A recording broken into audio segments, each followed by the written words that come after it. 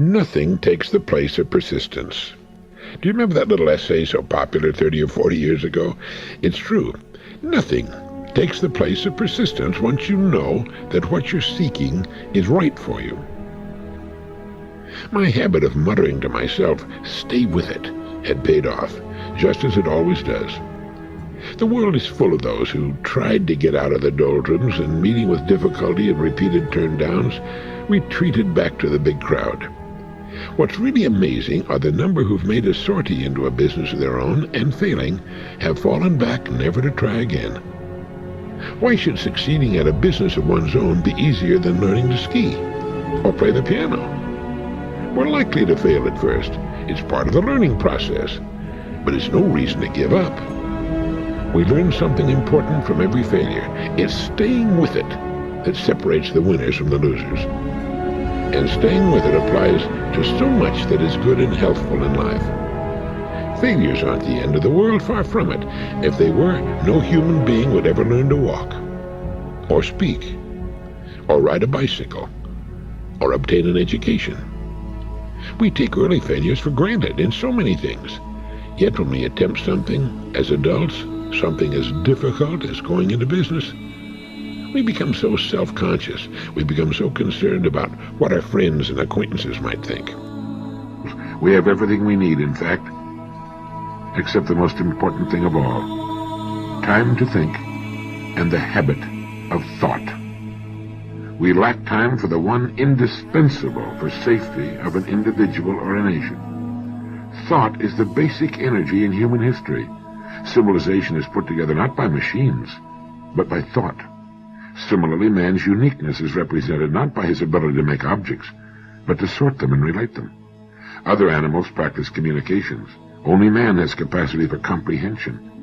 Displace or eliminate thought, and the species itself has, well, as little claim on survival as the dinosaurs with their 4-foot skulls and the pea-sized brains. The impotence of the brute, alongside the power of the sage, is represented by thought. We seem to have no time for thought. The paradox, of course, is that we're busy doing nothing. Never before has so much leisure time been available to so many. Leisure hours now exceed working hours. But we have a genius for cluttering. We've somehow managed to persuade ourselves that we're too busy to think, too busy to read, too busy to look back, too busy to look ahead, too busy to understand that all our wealth and all our power are not enough to safeguard our future unless there's also a real understanding of the danger that threatens us and how to meet it. Thus, being busy is more than merely a national passion. It's a national excuse.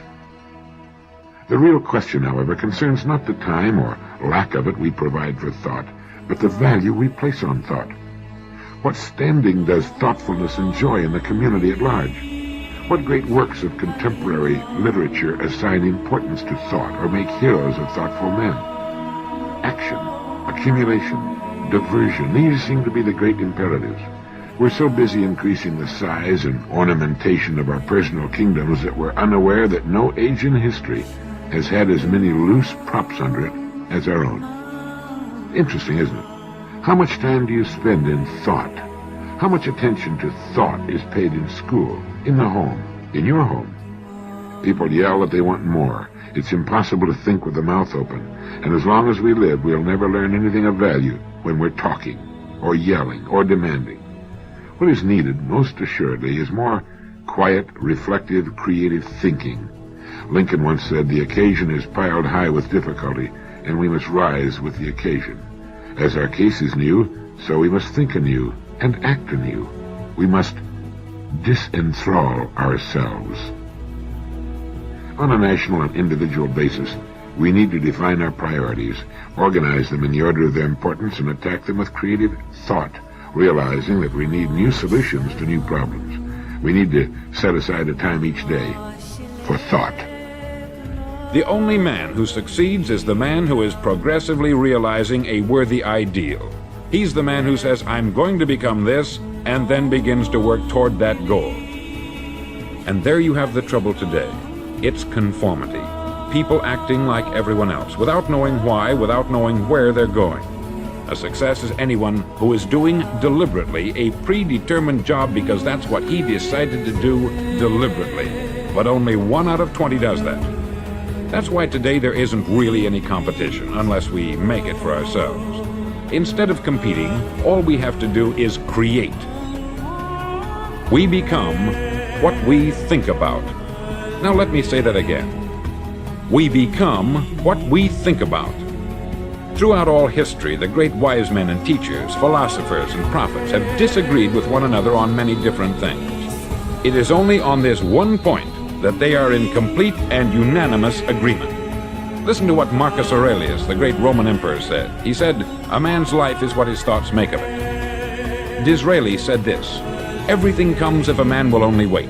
I have brought myself by long meditation to the conviction that a human being with a settled purpose must accomplish it, and that nothing can resist a will that will stake even existence for its fulfillment." Ralph Waldo Emerson said this, "A man is what he thinks about all day long." William James said, "The greatest discovery of my generation is that human beings can alter their lives by altering their attitudes of mind."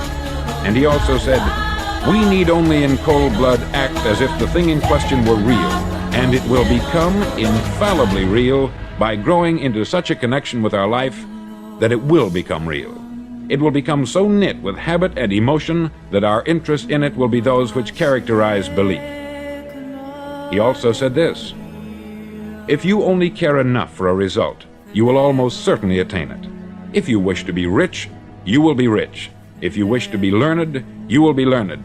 If you wish to be good, you will be good. Only you must then really wish these things, and wish them exclusively, and not wish at the same time 100 other incompatible things just as strongly." In the Bible you read, in Mark 9:23, "If thou canst believe, all things are possible to him that believeth." Believe and succeed. William Shakespeare put it this way, "Our doubts are traitors, and make us lose the good we oft might win by fearing to attempt."